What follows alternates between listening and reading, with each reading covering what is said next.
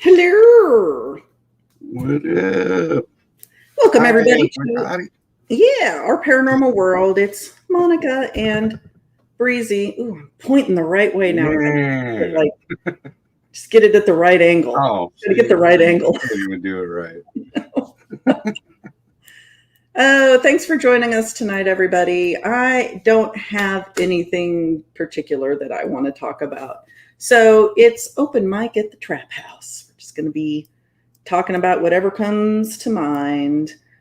I forced Joe to watch a video on Bohemian Grove earlier today. I don't know if you were able to finish that or not, but No. it was pretty interesting. And I did another little clip. If you haven't seen it yet, I did another little clip about kind of folklore, the Fae, right? The wild hunt. And that we can talk about. We can talk about all the other little clips that we've done. It's all good. I've seen some pretty wild hunts in my day. I've participated in some wild hunts myself. No, yeah, I was watching it. Like I was saying backstage, I was watching it, and I was like, "Oh, it's time to go on." And I don't know what I was thinking. I was thinking my time for the 9:30 show. So I'm like in here like 9:10, putting all my stuff in here and getting everything set up, sat down at like 9:20.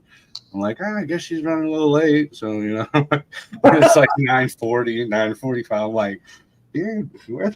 I was like, and then I go to YouTube. Crap. Yeah. Yeah. And I go to YouTube and I'm like, I look at the because the seat is scheduled and it was like 10. I was like, oh, yeah, hers at 10. And I'm like, hey.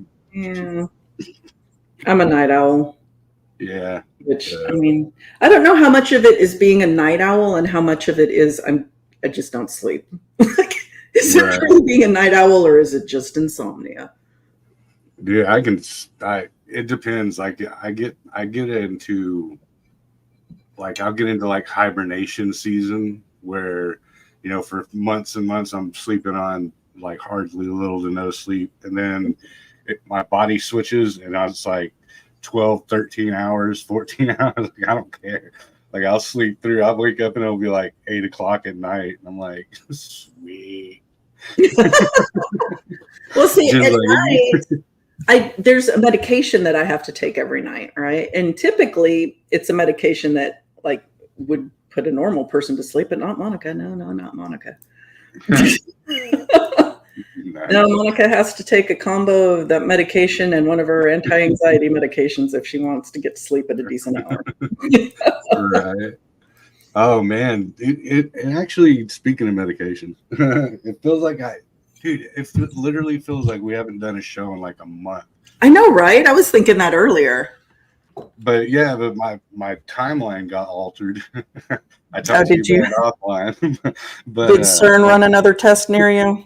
Yeah, I was running some tests, all right. But yeah, but I don't want to get into it too much on your show because I don't want you getting people be like, "Do you hear what Breezy said he did all week?" Oh, I know what you did all week. We can talk about that over on your channel. Yeah, I'll talk about it on my channel. Tune in if you want to. Tune in tomorrow night if you want to hear about Breezy's timeline shift. Timeline shift. It was great. I salute you. I can't do that. I can't. I know it's in my head. It can stay there. Yeah. Well, yeah, we'll get into it tomorrow. I am not 20 anymore, that's for sure. You know what's funny? Yeah, I think that I'm 20. And in my mind, all these scenarios, I'm like, oh, I can totally do that. Oh, yeah, it's no problem. Yeah. Hell no. Hell nah. If I tried to do that, my body would like shut down. Like the things that go through my head, I'm like, that's no big deal. Like I could do a cartwheel. Sure, I could. Yeah. In my mind, I can still do the hula hoop. I tried to do that. It fell right down. Like it was so embarrassing. It was so embarrassing. It was quite humbling. It was because I mean, when I was a kid, I used to roller skate. I used to, hula hoop, and in my mind, I'm like, oh, I can still do all that. Just like I can't jump rope anymore either. It's pathetic. Yeah, But no, I got a, I don't know, I guess you could just call it like a moment of insanity, and bought a brand new BMX. And I was like, dude, I'll hop on a BMX. Dude, I'll take it to the skate park and freaking do all the tricks that I used to do when I was a kid. No, I got like halfway down the street and I'm like, hee, hee. My balance is all off. I'm like all over the road. I'm like, yeah, no, forget it. So it's a decoration now. It's gonna yeah, I mean, I bought these roller skates specifically for like outdoor use, like not in the roller ring, but like I don't know, they've got tread or something. They're made for skating, like just roller skating outdoors. And I can move forward.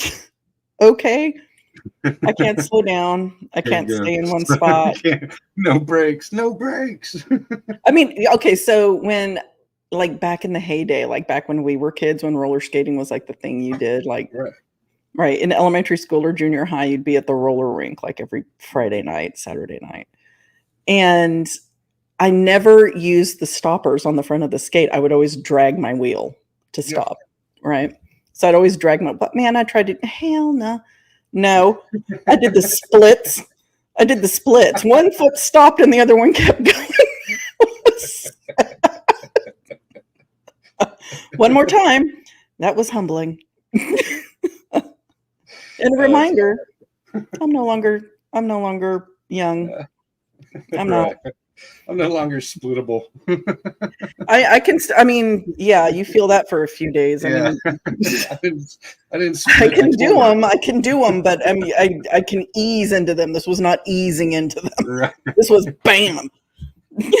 Bitch went down. Bam. Run your jacket. So yeah, so tennis shoe, rollerblades. I remember, or roller skates. I remember those, Mickey. She had tennis shoe type. I mean, that was the thing, and I wish that I could still do it. I guess I can if I just try. It's all about, what I tell my son. It's just practice, because he gets so frustrated when he can't do something the first time. And I'm like, oh, it just takes practice. Right. Yeah. I noticed that about the younger generations. They instantly give up if they can't get, because I actually bought, I bought it for myself, but I pretended it was for my kid, but like an old school Sega Genesis, because those games were really freaking hard. Like Aladdin, like, dude, I forgot how, like complicated that is. And I was like, dude, come on, you can get past the first level, and my kids would give it like 2 or 3 tries, and like, nah, I'm done with this. Forget that. I'm gonna go play whatever, new stuff, And I'm like, dude, come on, man. You just got to keep going and going and going until you finally. And then once you do pass it, then you get that high, and you're like, yeah, ready to take on the world, And they're like, what's this 3 buttons crap? Because they're like keyboard, they have the whole keyboard to play with. And I'm like, okay. Yeah. I can't play like with the controllers. I can't. If it's not like an old school 80s like knob and button. Oh, like arcade style? Pac-Man or like Centipede or something. I can't, because my brain short circuits when I've got to hit A, B, B, C, C, D and jump at this. Like I can't do that. Really? Like even on the original Nintendo? Like just Well, I mean, I can do like the old Mario stuff. Yeah. But I can't do the complicated crap you have to do now where you hit like A twice and the B button and, something else at this. Like I can't. Yeah, my where brain, my brain just like short circuits. You're using your 2 trigger fingers, 2 joystick fingers. And I can't do that either. Yeah, there's no freaking way. I'm like staring at the sky while running and crying. And my kid's like, Dad, come on, Dad. I'm like, nah, man. So, yeah. Beat Super my oldest Mario. son used to play Halo like back in the day, right? Obviously, that was back in the day. And he'd always want me to play with him. And I'd get on, and all he did the entire game was protect me. Because I didn't know what. I was like standing there walking into walls, like walking off of cliffs and crap. I didn't know what I was doing. He was your Secret Service agent. Yeah, it's like, all you do is hit A, B, C, and then the trigger thing, and while you're doing it. I was like, dude, like, I can read Yeah, blueprints. I can read construction plans. I can tell you how to do a lot of things, but I can't work those controllers. yeah, I can't either. I mean, I do have newer consoles, but like I literally use them for like I play pool on them and stuff, lame old people games. I'm like, yeah, let's play some pool. Like, Yeah, damn. like I'll play Scrabble with you. Yeah. I'll play Scrabble. I'll play match the colors, make them Right. explode and crap. But yeah, I can't do anything complicated. Yeah. Yeah. Oh, and I mean, speaking of pool, we'll have to play some while we are in New Orleans. We'll have to find a. Oh yeah. I think some of the jet. There was. I remember over on Frenchman Street there was this club that had like 10 pool tables in it. It was like live music on one side and like all these pool tables on the other side. I love shooting pool. It's one of my passions. Like, I suck at I, it, but I have fun sucking at it. right.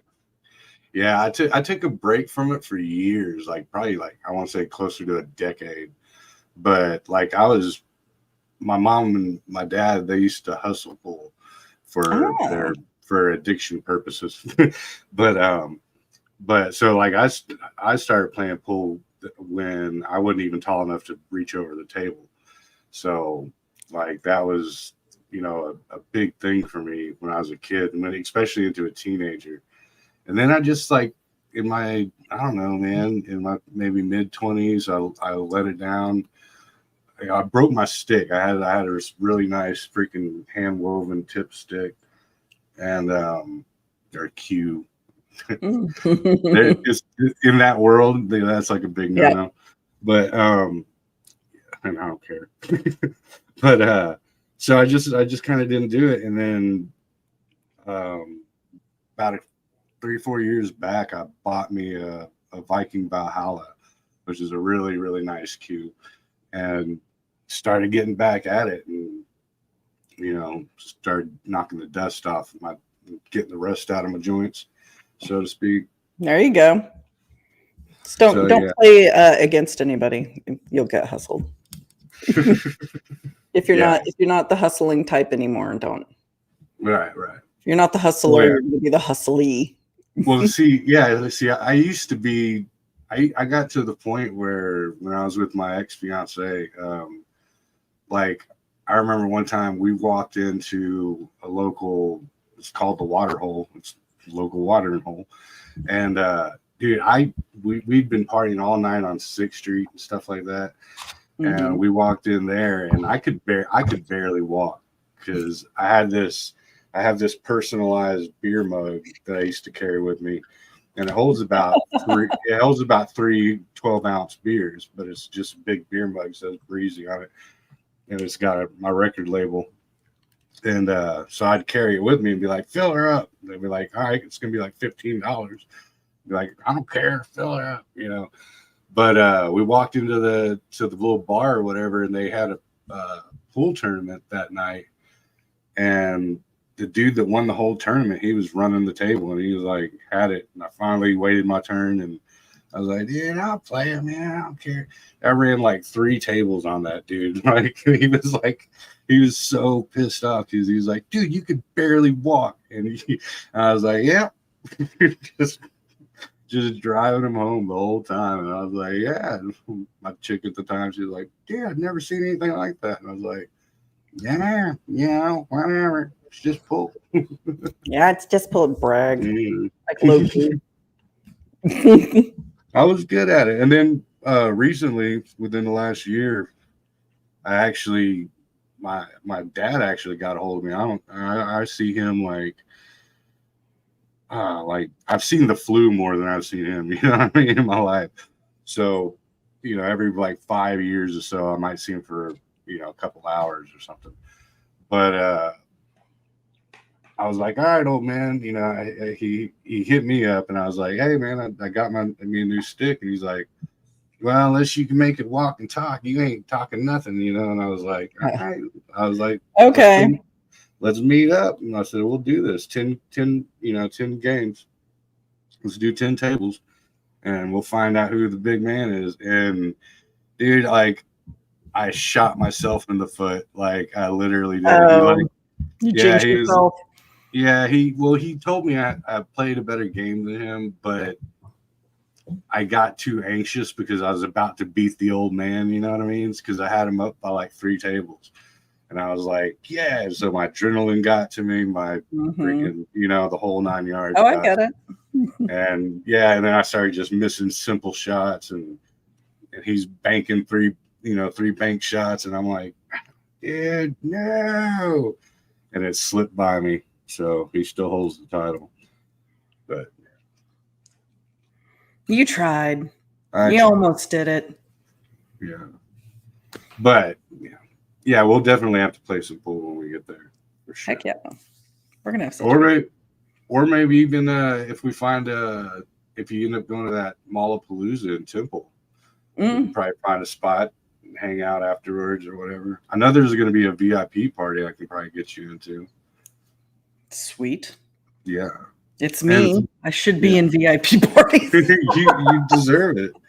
I'm almost knocked my own hat off. And for any of y'all that don't know, so in Temple, Texas, if y'all are Texas cats or kittens, in October it's called Mallapalooza. You can find it on Facebook right now. But the owners of the gas station and the Cult Classic Convention, they're throwing like it's a free event. They're gonna have like 4 or 5 actors out there. Douglas Tate, he played Halloween or Michael Myers in Halloween's Ends, and he also played Jason Voorhees in Freddy versus Jason. So they're all going to be out there signing autographs. There's going to be live wrestling. It's going to be a big party. It's not wrestling, it's wrestling. Wrestling, yep, professional wrestling. But it's going to be fun. And then afterwards, there's also a VIP party where you get to go hang out with the actors and actresses and BS. I think it wasn't Linnea Quigley, but Eileen Dietz is going to be there, I think. And she was so in The Exorcist, Linda Blair was a minor, so she couldn't say all that stuff, and like the crucifixion or crucifixions. Yeah. What do you call it? Yeah. That scene, couldn't do that. Couldn't do a lot of it. And so she was her fill-in for it. And she's also the demon face that comes in the lightning, where it shows the black and white demon face. That's Linnea Quigley. I mean, not Linnea Quigley, Eileen Dietz. And she's really, really cool chick, man. So, yeah. And if any of y'all are in Texas and want to hit up an awesome event, it's going to be awesome. And chances are we're going to be there. Yeah. I'll do my bestest. Because what is the date again? What's the date? I freaking forget. There's so many events because I got one coming up next weekend, and I just lose the date. I think it's early. No, it's close to Halloween. I want to say. Yeah, I know it's posted on your page, so y'all can check out Breezy's page, and you'll see the posts for it. Yeah, definitely. If you're interested in going. And if you're in the DFW area, it's not too far. If you're in Austin, it is definitely not that far. San Antonio too. Houston might be a little trek, but hey, it's worth it. It's worth it. Totally. Yep. Especially if we might be there because, we're the life of the party. Start till I walk in. We're the life of the party, I'm telling you. Yeah, it's going to be fun. Falling asleep in the corner. The only time I do sleep is when I'm not supposed to. But yeah, that back to that documentary that you sent me, that was really cool, man, because that dude's got a lot of evidence, like actual factual tangible evidence, Yes. So what Breezy's talking about is it's here on YouTube. He's another content creator. It's the Conspiracy Files, I believe is the name of the page. But he had a 2-hour video about Bohemian Grove, and what he had was some of like articles from the actual Grove, right? From club members. Like the And brochure or yeah, the the brochures, he had pictures of the schedules. camps. He had proof that the Supreme Court justice, what's his name? Clarence Thomas. Clarence Thomas, yeah. Yeah, swears up and down he's never been there. There's photos of him there. And it shows him with the camp, right? With Trammell Crow guy. And obviously back in the day because Crow's gone. But I mean, it proves that he was there, even though he says he wasn't. And like I said, he's got all these different pieces of memorabilia. And some of it I recognize as coming from that guy that broke in. I think when we were doing our Secret Society show, there's one young man who snuck in. He snuck in through the front gate of all places. I mean, it must have been, it was clearly in the winter. And he got in through a gap near the front gate. I think one time because he snuck in twice. And one time he came in from the river, which shocked me that he wasn't caught. And the second time he came in near the front gate, but they started chasing him. And he ended up having to go up over the mountain and ended up on one of the roads out there. That's right. And that's a crazy video to watch because he is all over the place in there. And he found some of the cabins, right? Some of the camp cabins they were in disrepair. And then he found some that were very well taken care of, obviously. And he didn't break it in, or he didn't Jimmy locks or anything. If the cabins were open, he went in. And they had all kinds of stuff there. They had brochures from tons of years. They had people's personal effects where they clearly go to the same cabin every year. They would have the Tupperware things under the bed and he'd pull those out and start, rummaging through it and showing photos, and a shocking amount of military, like generals and admirals.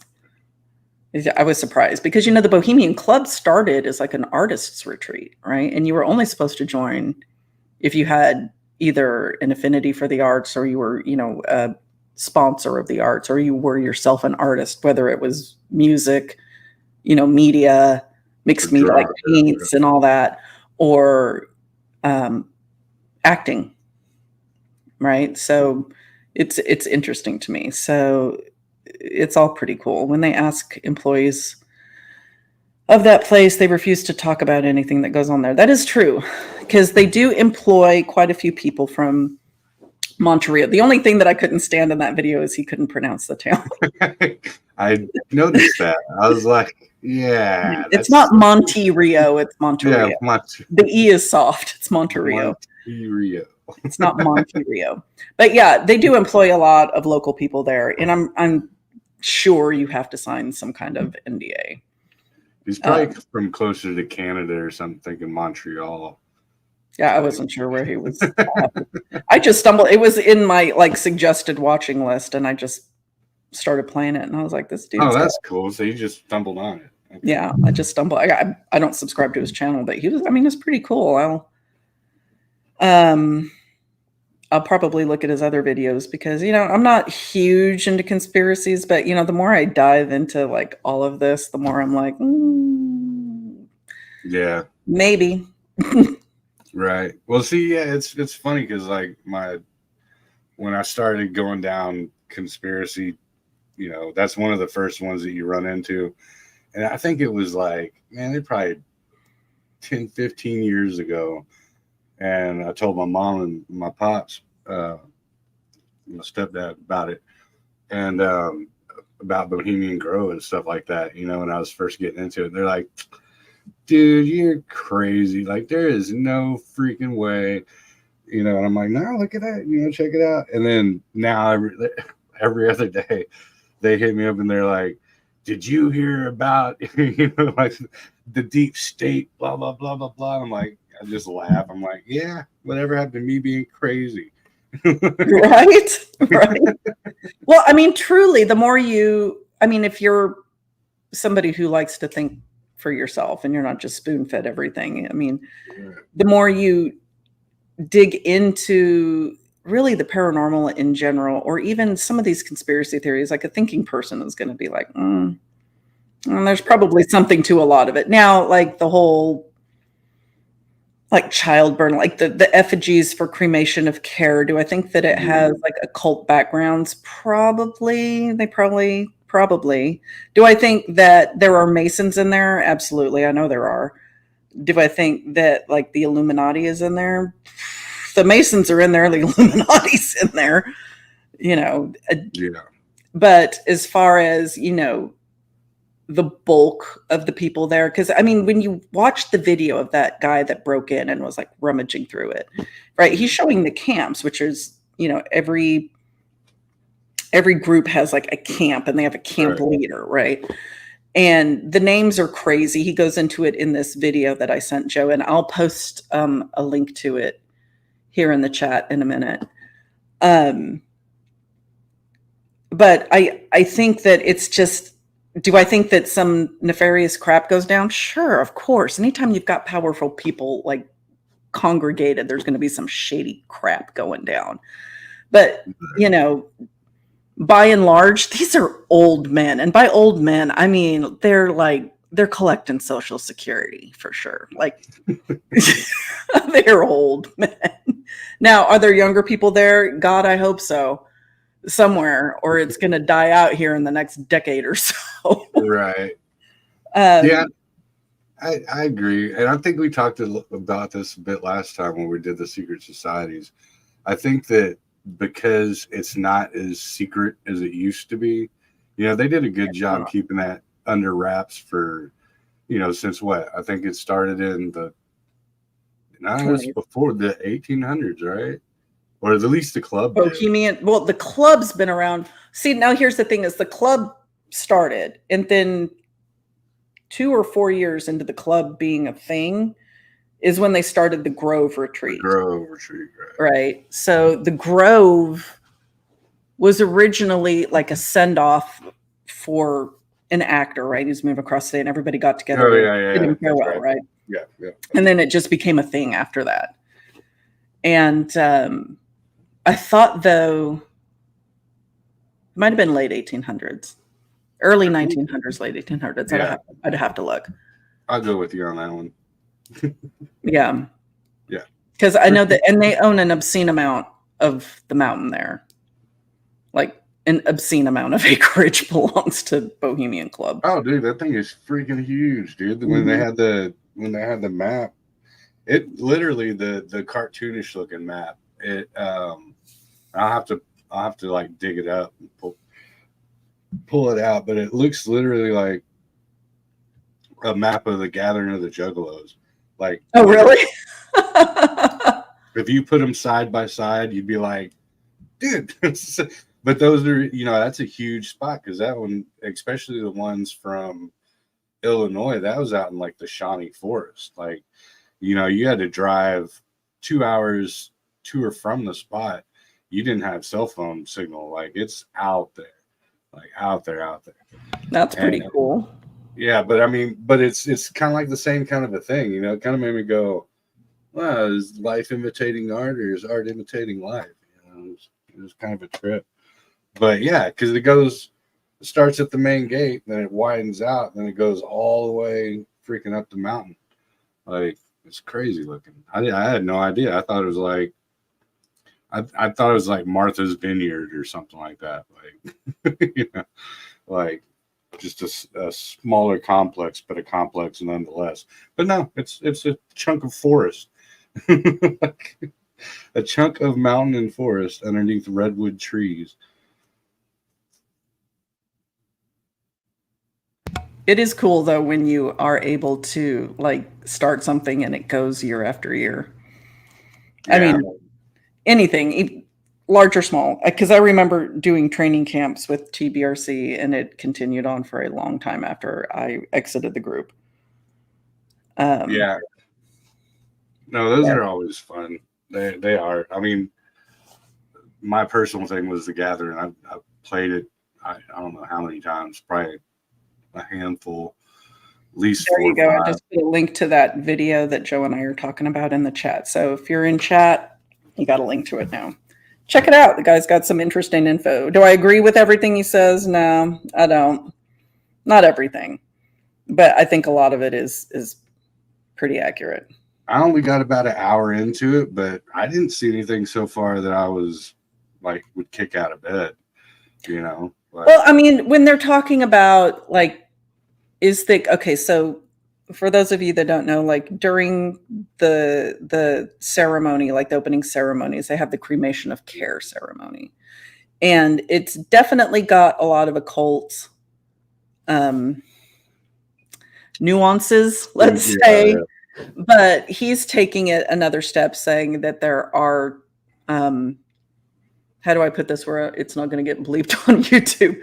There are a child, like the effigy is small, right? And the it's not really an urn. It looks more like a platter, but they put this effigy on this platter, and all this mumbo jumbo goes on, and some sparks come down and light the effigy on fire. It's kind of like Wicker Man, right? But it's like a Burning Man, Burning Man, Wicker Man, depending on how you want it. You don't know Wicker Man? I didn't know there was a Wicker Man. I know the movie. That's a really, really old festival, kind of a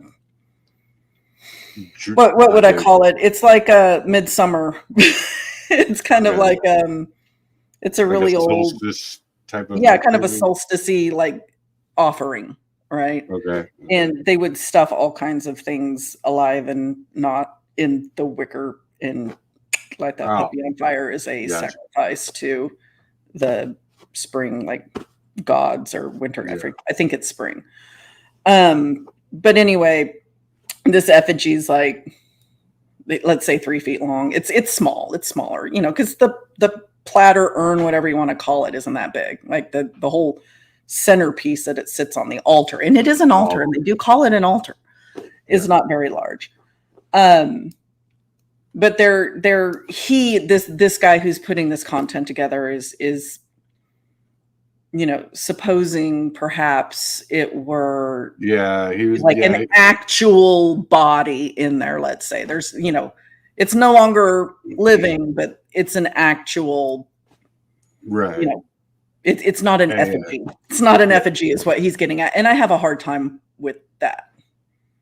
Like I don't, because I grew up like 20 minutes from there. Like, and I'm not saying like, trafficking goes on, people get kidnapped. Like, you're not going to know what's going on if they kidnap somebody from like freaking Istanbul and take them over here. I mean, you wouldn't know about that, but I don't know. I have a real hard time connecting that dot.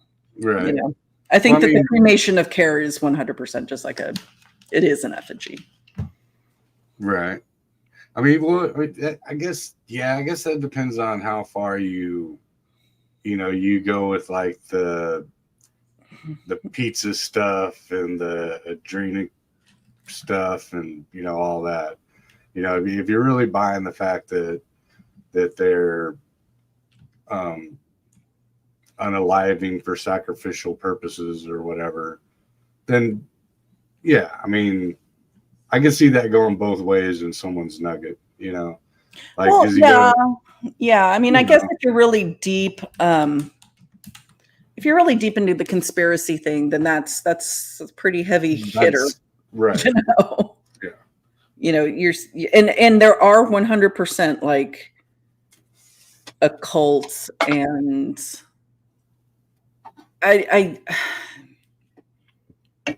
I'm really reluctant to use the word satanic, because I think like the word satanic is attributed to a lot of things that are not satanic. I'll agree with I'm really careful to use that term, but he's using that term in that video, and I don't. Yeah, he was. I don't agree with that. Now if what he's saying is going on, I think that it's definitely dark. It's definitely black, but right. I mean, because there is a big difference between the entire the side of, I mean, remember from the freaking Flintstones, the Elk Lodge or whatever it Oh was. yeah, the Grand You know, Poobah, the Poobah Grand Lodge or Poobah, whatever. yeah. Right. So between that and then the entire dark side, the very, All right. very dark side of it, that, you know, it's all being ran by fallen angels and, you know, and the reptilians are. No, but I do believe that it is being. I mean, I do believe in like Bilderberg. I do believe in Yeah. um like New World Order kind of thing. Yeah, absolutely. Yeah, yeah. At first, I was like, but the more I looked into it, the more I was like, okay. Yeah, exactly. No, I mean, me personally, I don't put any of it. Um, I don't put any of it above the fact that it could be possible. Like, cause some of that stuff, man, is, you know, you start looking at these people and like kind of like with the island thing, and you start seeing the Right. list on the island, you know. Mm-hmm. So it's like, man, you know, like, am I gonna go so far as to say absolutely not? Me personally, no. I think that it's very possible, you know, that there could be this whole very dark and wicked aspect to it. But on the same hand, it's very possible it's just like fraternity type crap. You know what I Yeah, mean? I Like, think that by and large, that's what's going on now. I mean, and we talked about this before. I've stated my opinion that like what's going on these days, I think, is more often than not just old person frat antics. You know, right. reliving your glory days of your frat in college. Yeah, I mean, especially if you were like Skull and Bones or something, it's Right. probably very similar to that kind of thing. But that's not to say that there isn't something going on when the masses aren't there, because to be honest, it's staffed Yeah. every day of the year. There is staff there every day of the year. And if you're high profile enough, you will have access to that place to do whatever you want at any point in that year. So I think like during the 2 weeks in July when the bulk of the people are there having their parties and dressing in drag and doing their thing, that's just old dude antics. But during the year there probably is something happening. Like when the world's eye isn't turned to Right. that place. Yeah, because like that, the arena part is supposed to sit like what, 100 1,000, you know. So like, you know, if you look into any underground organization like mafia, right? You don't have big numbers like that when you're doing the dirt. You know what I mean? Mhm. Whenever the dirt's getting done, it's 5 or 6 people in a room, and that's it. Whenever public events and you're trying to show off for the neighborhood or give everybody in the neighborhood a free turkey to show that you're the good guy, you know, then that's when you come out and you let the masses in on. Right. You know, so Well, yeah. I mean, and if you're smart, and they are, and I mean the Bushes were there, right? You Mhm. know, old Bush Senior was CIA chief. You know how to plant information. You know how to divert attention Right. away. And what you do is you release snippets, like controlled snippets, like edited PR pieces, fluff get leaked so people are less curious. Oh, look at somebody smuggled out a photo, or Right. here's a picture of the group of guys. It's just a group of old dudes, you Yeah. know. And Yeah. Up to nothing. We're just putting on a they're play. just they're just goofing around, which I mean, for the most part, that's what it looked like. And you know, the guy who did this video that we're talking about, this YouTube thing, he had photos that were released by previous members, right? And he had some obvious like stock photos, like those were taken purposefully, because when you arrive on the grounds, you are to give up any camera, any kind of personal electronics like a smartwatch or your phone. It can't be on you. You can't have it out at any time. However, there are photos coming out of here, and those look like pretty candid photos. So Yeah. they've either got like some person running around like is the official like camera person for PR guy. Yeah. PR the stunt type. thing, Yeah. or they're clearly staged. I mean, some of them obviously are because they're all sitting around, like looking very formal and looking at the camera.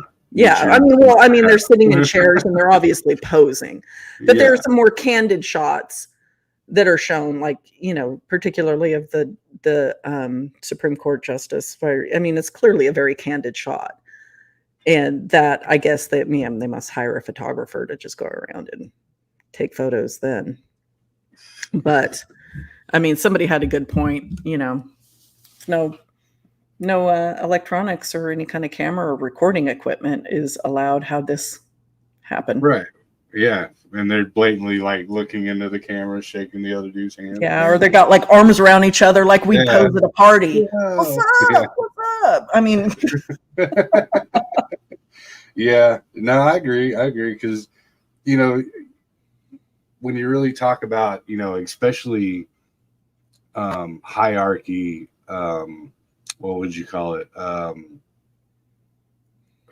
Man, the word just slipped my nugget. When you're talking about hierarchy, hidden or secret organization type stuff, you're either going to have it one way or the other. It's either going to be completely secret. None of us are going to know about it ever, and we'll never find out about it. Or it's not that big of a deal because it's just a bunch of, But speaking of the Bushes, that was one thing that got on my nerves because they were it was called the Hillbilly Camp, right? And so they were in the Hillbilly Camp. Yeah. That's also the camp that the reporter smuggled in on. When he snuck in and recorded all that shit for Cremation of Care, he snuck in with the Hillbilly. Right. Yeah. But see, and I think it's because they're Texas boys and stuff. But, that's where my mind went. And I'm like, Texas aren't hillbillies. We're rednecks, damn it. There's a difference. The hillbillies are in Kentucky. We're the hillbillies are in Kentucky and Appalachian Mountain. We're freaking rednecks. And you got to have hills to be hillbillies. Yeah, I take offense to that, sir. We are rednecks. We are rednecks and proud of it. See, when somebody says hillbillies, I just think of the Clampets. I get a black and white image of the Clampets, like with the tattered hat and the overalls and the shotgun and. Would it be possible if they move locations since there is too much attention on that place? I mean, sure, it's possible.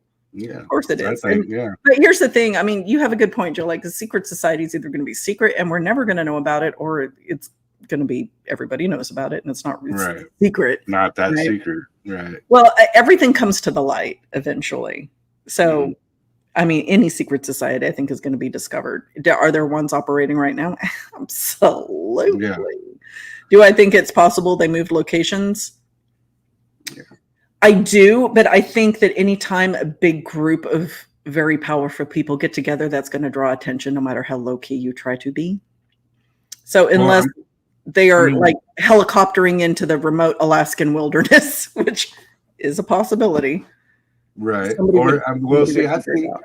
I think it goes along the same lines of like Area 51. Like that's remained, we know about it, but it's still getting any like stuff like this dude did from Bohemian Grove. That's not going to happen. But also nowadays we have the technology and look at the Denver airport, right? Right. Like how many miles of underground, in the mountain type stuff. So you could literally get on a train and, when your little Hogwarts train and freaking BF New Mexico and wind up in underground facilities in Colorado and Denver, because that one is also the Denver airport. That's another very, very weird spot, and they're not hiding. Right. It's like they're hiding it in plain sight, like the plaque with it as the New World Order airport on it and stuff like that, and the murals and, See, and hiding in plain sight's a smart. Like if I'm trying to hide something, I don't hide it. That's my thing. Right. Yeah. I'm trying to hide it by not hiding it.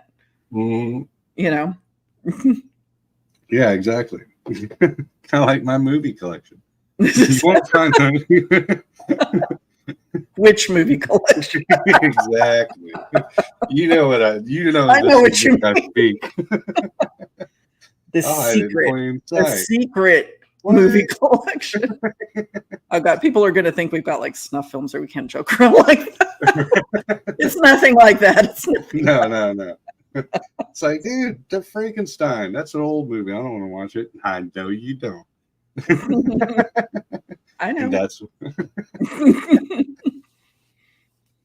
but yeah, so what are your, I mean, I'm pretty sure you've gone down that rabbit hole. What is your thoughts on Denver Airport?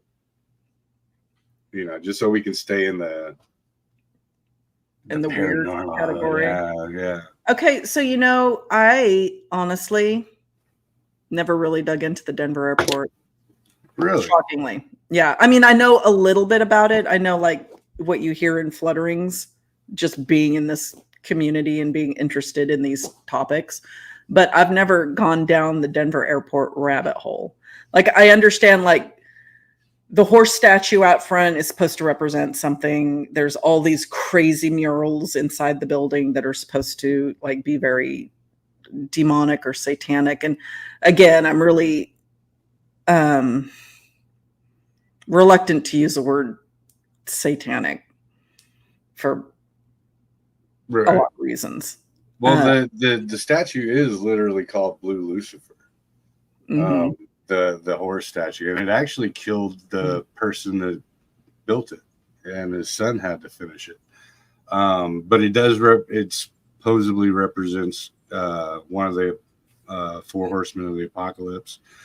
I'm just going off of what I know because you said you hadn't really gone down it, but I'm probably going to cover everything you know. That's cool. Let me know. I mean, it is something I need to look more into. I mean, it's ridiculous that I do this and I haven't like dug into the big. I mean, Denver airport's a pretty big topic.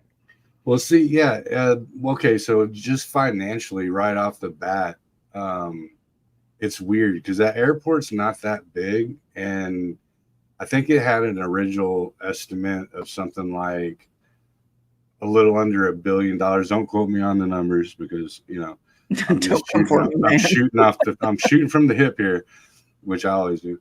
But it went up to something like $4 billion something dollars, and it took like 4 times longer to actually build the airport itself. The structures on top, they started going like underground first, and if there's entrances all around there that truck drivers post because they have to go in there and unload cargo and stuff like that, but they'll take pictures of the little outside sign and it'll be like this tunnel goes 126 miles long, and they said that you can drive in there. Yeah, you can drive in there for hours, like hours and hours before you get to where you're dropping off your cargo. Mm-hmm.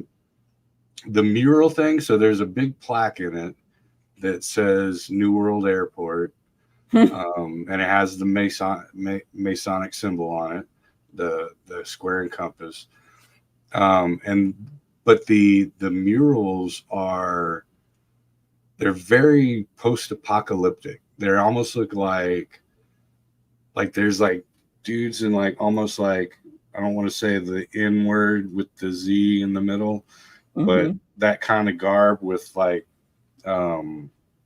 gas masks, and it's showing like people unalived all around them, and they have like sabers and machine guns. I mean, airport officials don't think that maybe that's not what you want to be showing the world as they fly into Denver International Airport.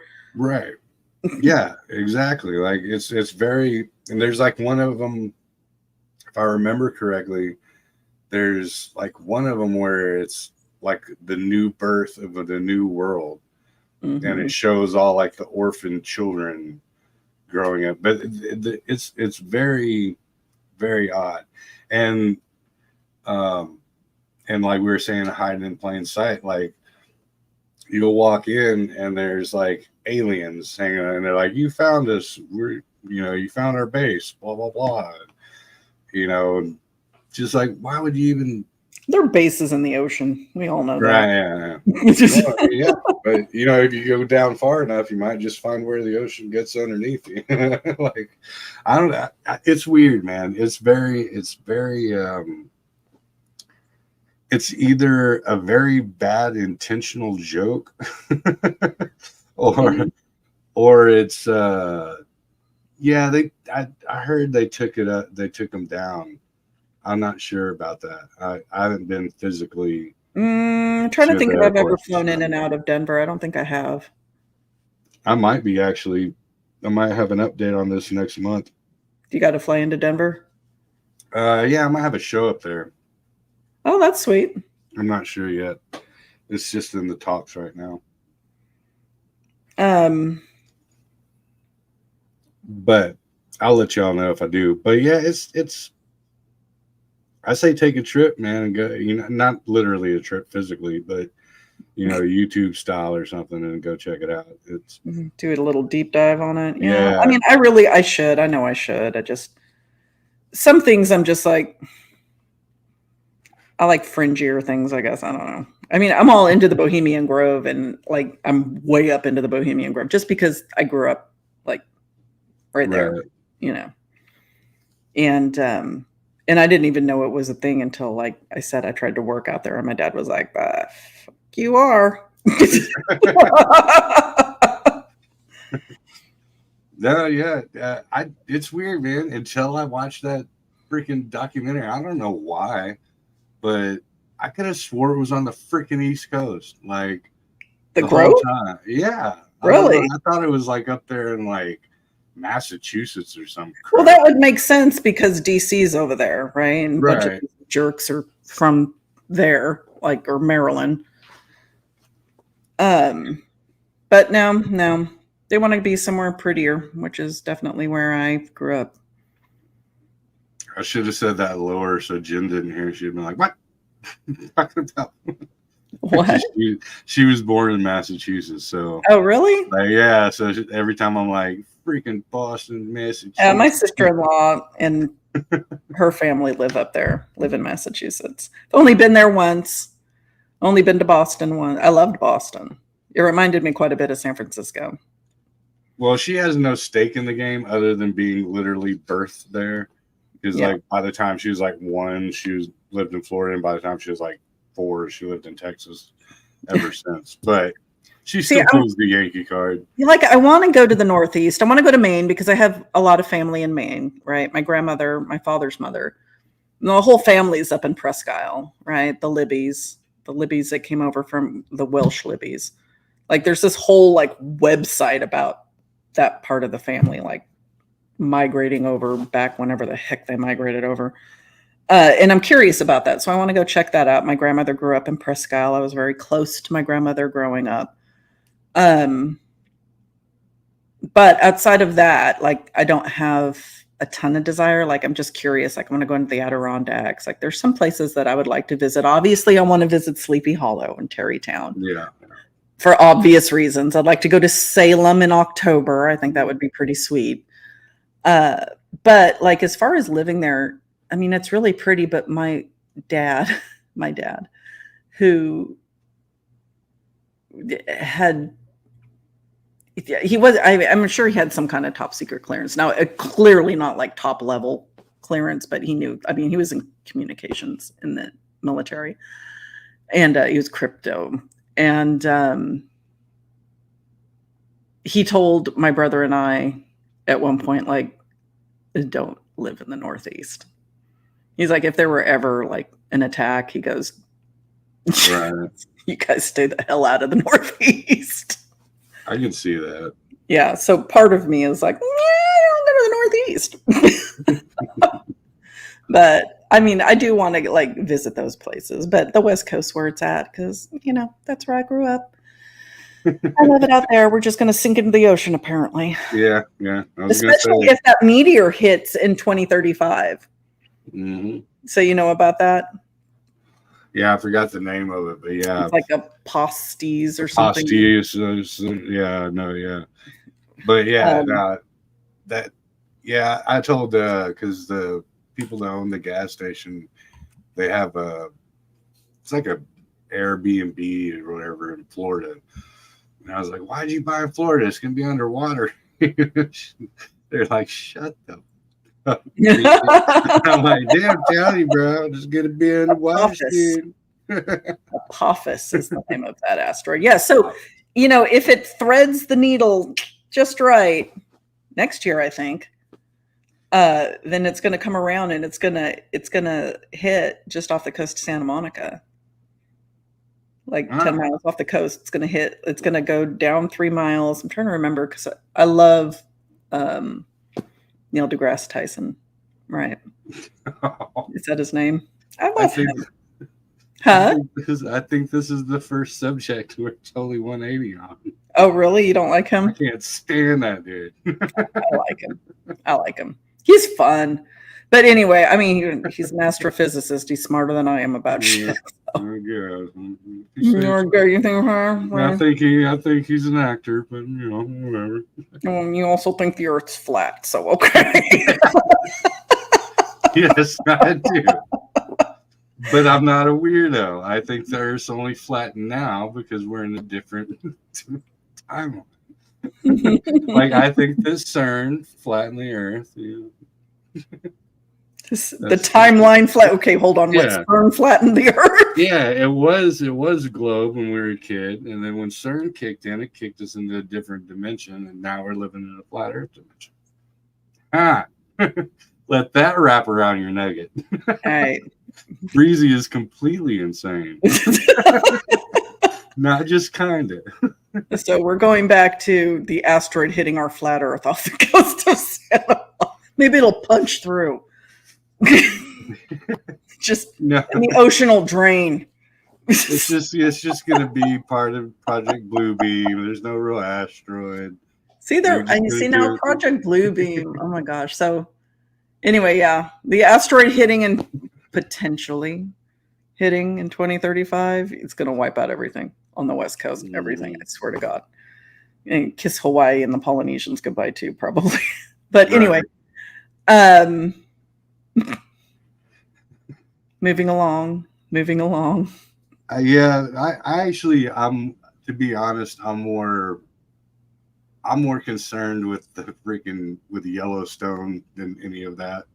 Like regardless, like that whole thing, the Ring of Fire and that whole thing popping off, and that to me is like that's more of an immediate danger as far as I'm concerned. There's no way all of them are going to go off at once. They're not connected like that.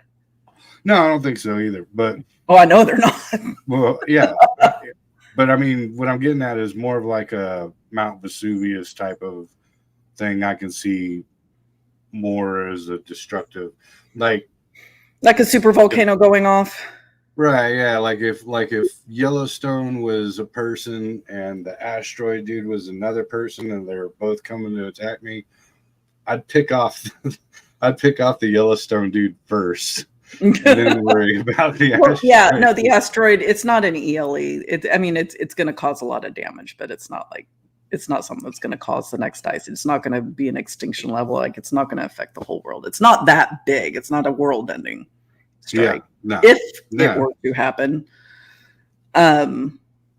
But where Yellowstone absolutely, will it have effects globally? Sure. Yellowstone 100% will have effects, like serious effects globally. Yeah, like you'd probably have like 12 inches of ash on your house up in probably the Dallas area. Yeah, like I'd be like almost ash free. You got to be careful. I mean, gosh, I remember when St. Helens erupted, and they were I remember when that happened, and you have to be so careful, like with the dust particles, because that gets in your lungs and creates like a cement-like thing, and like farm animals were keeling over from it. Yeah.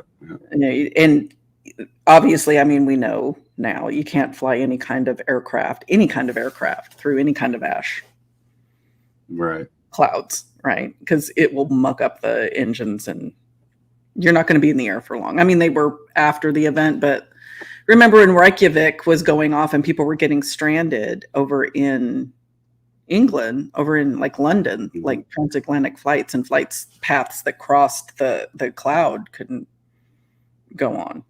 I just remember thinking, how much would that suck? Like you're on vacation, let's say, and you've allotted this much money to like be on vacation. You got to get your butt back to work. You've got like a life to live and you can't get back because of a GD volcano. And I was like, how many friends do I have in England? How many friends do I have? You know?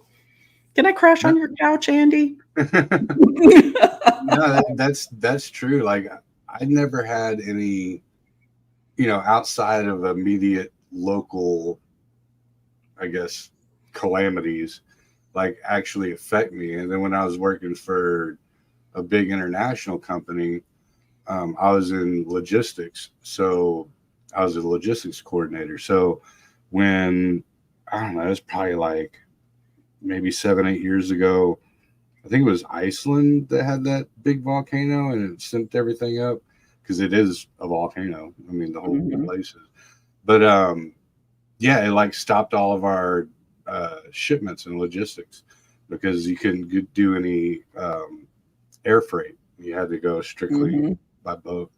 But I remember that was the first time, where something that happened halfway across the world literally affected me. Because I used to have this theory that everything was BS and that, like, doesn't matter who you vote for, doesn't matter, what they say is going on in wars. If I go outside my house and I go out, open my door up, walk outside, it's going to be just the same as it was as the last president, or just the same as it was before this war started, or just the same as it was before X, Y, and Z happened. And then, I guess once you get older, you start paying attention to gas prices. You're like, oh, it does affect me. That does affect me. Look at those prices of eggs. That does affect me. Yeah, right. I can't get a used car now for a decent price because there are no cars. Right. Oh, I heard a weird one.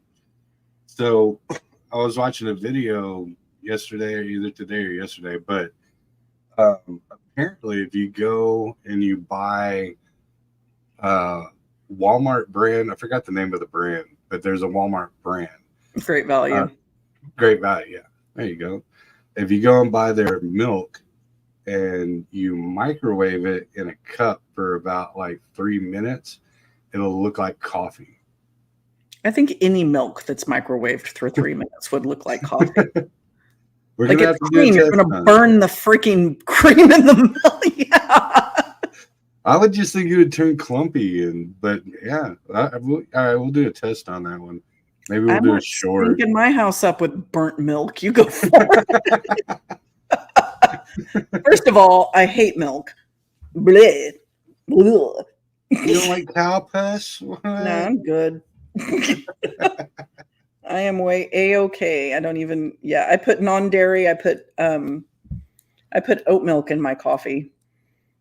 What the hell? How do you milk an oat? I've never understood that. I've never understood almond milk, oat milk. Like, how do you milk those things? Like, how many almonds would it take to get a gallon of milk? It's just insane.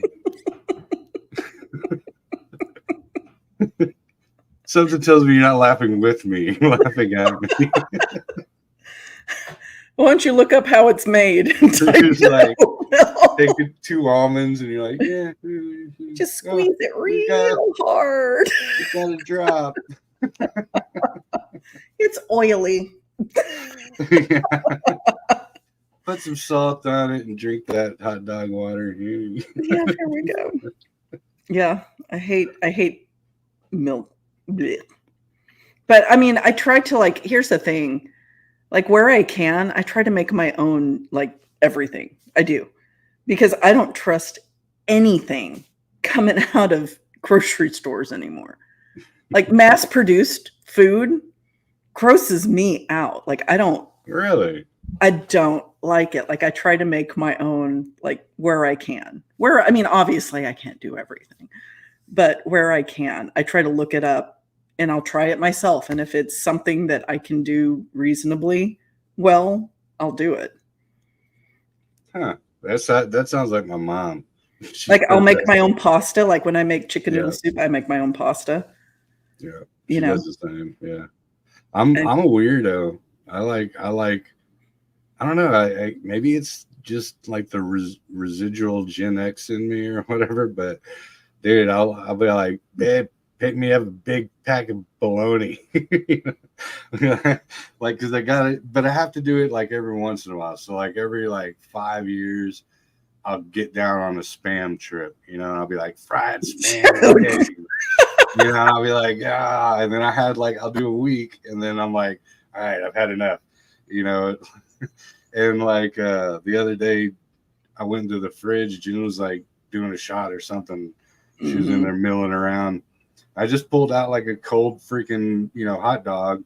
I'm like, she's like, what the f- is wrong? I'm like, that is gross. I'm like, what? I cannot. I That's can barely eat a cooked hot dog, man. Like I can only just grab a cold one. That was my afternoon snack. I was like, Dad, That is get a stout, slice my of friend. That cheese. is stout. That's like eating Vienna sausages cold in the slime out of the can. Yes. So much yes on that. So much no. And don't church it up by doing like the barbecue Vienna. I want the original slime. Don't church it up. Old lady church, like toothpick appetizer. Yeah. Potted meat. Shit. I'll do that like it's freaking was the caviar or something. I'll be like, yes, I'll have my potted meat on my Ritz. I don't like caviar either. I don't like caviar. I don't like escargot. I've never had it. It's gross. I love escargot. I do not like escargot. Or maybe I just had it made wrong because I went to go eat it and it was like, okay, so we've all bit our tongue before, that crunching like into muscle. That's what it was like. And I was like, I got past the fact that I was putting a snail in my mouth. I was like, it's like garlic buttered tongue. I can't. No, I never found it to be like that texture. So my experience with escargot was back in the 80s, late 80s. They used to have it at Olive Garden. And really? Olive Garden, yeah, and Olive Garden was like one of those things you went to, I don't know, like maybe 3 times in your life as a child, because you can't afford it, you're poor, I grew up on bologna and spam. I'm not I got you. No, I'm not, I'm just like, I'm comparing it to now, like Olive Garden now is what I'm comparing. Right, yeah. But so, yeah, when I remember I first went there, we were going to Mexico, to Laredo, as a family trip in a Good Times van, an old 70s van. In the Good Times van. Yeah. And they were like, the parents were like, oh, we budgeted all year, so yeah, we're going to eat Olive Garden. And I'm like, dude, and to this day, I still don't know what to order at Olive Garden because I don't know crap about Italian food. So like Jen loves it and she'll take me there. And I'm like, I'm going to make you a cheat card and you're going to keep that in your wallet or somewhere. So All right. School me, girl. School me. I will school you. Because I have no clue what I'm doing. But yeah, I'll go there and order the steak, like. But yeah, so I didn't know, but I knew escargot was snails, so I was like, hey, that's cool. I'll get some escargot. And it came in a plate with like 10 snails on it. And they were buttery, delicious, almost like oyster texture. They're just great. Okay, that's true. You like oysters. Like my friends had to ease me into the oysters last year when we went to New Orleans because I was like, ew. No. It's like snot. I'm not eating that. It's sea snot. Dude, that's exactly what Jen says. She's like, it's snot. It's a loogie. You're eating a big loogie.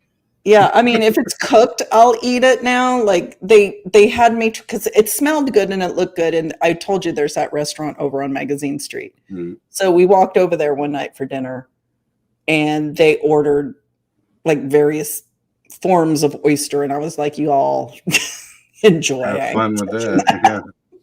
And so one of them looked. I mean, it looked pretty good, and they were like, "No, no, no, these are awesome." So it was like garlic butter with some Parmesan on top, right? Kind of broiled. And I tried one and I was like, oh, well, shit, that is good. So I will eat that now, but I am not, because I've had them before. I had them before I was in New Orleans, and it was just gross. I just, ugh, I couldn't do it. And you know what though? It really does for me anyway. I mean, I know if you like it, you like it. I'm just super picky about what I put in my mouth. So I've had them. I'm Like too immature for that. You can't say that around me. When we were in New Orleans, like I had that on Magazine Street, but then we went to other restaurants and they were ordering them like wherever we went if they had oysters on the menu, because we weren't going to like crappy places. So I had that, like I tried one or two, like each place we went. And to be honest with you, I didn't like them at every place. I tried them when I was out in California this past March because we took Lucas out there for spring break. And I mean, Hog Island Oyster Company is a huge thing out there, right? Oysters are huge out where I grew up. And I tried them there and I didn't like them. I just didn't like the way they were prepared. Right. I went out in February with my friend. I went out to Napa. We had some oysters at this really nice, like very well recommended restaurant out there in Napa. And I didn't like them. I tried them out in Bodega Bay. Didn't like them. So it really does depend on how they're cooked for me anyway. I wonder if there's a difference between coastlines and oysters. You know, because I think about that a lot. Like, you know, like in my nugget, if I wanted to get a good lobster, I'd go to like Maine, right? You know, where you would think that I wouldn't go to like California to eat. So I wonder if there is a difference in it. But yeah, definitely the way it's cooked. Like, so oysters with me, we're all going on food topics. Hey, we like to eat, and we're heading there in a few months. We got to like get our food game on. Oh yeah. But yeah, like what was it? Like Wedge was saying, smoked oysters. I love smoked oysters. Raw oysters I can do, but my favorite is fried. But then again, I used to tell people, you could fry a freaking cat turd and it would taste good if you did it right. You know what I mean? Like you can deep fry anything. Okay, so I've got cats in a litter box. So I'll make you some appetizers. Some of them may or may not be. It will be a varied assortment of appetizers, and one of them may or may not be a fried cat turd.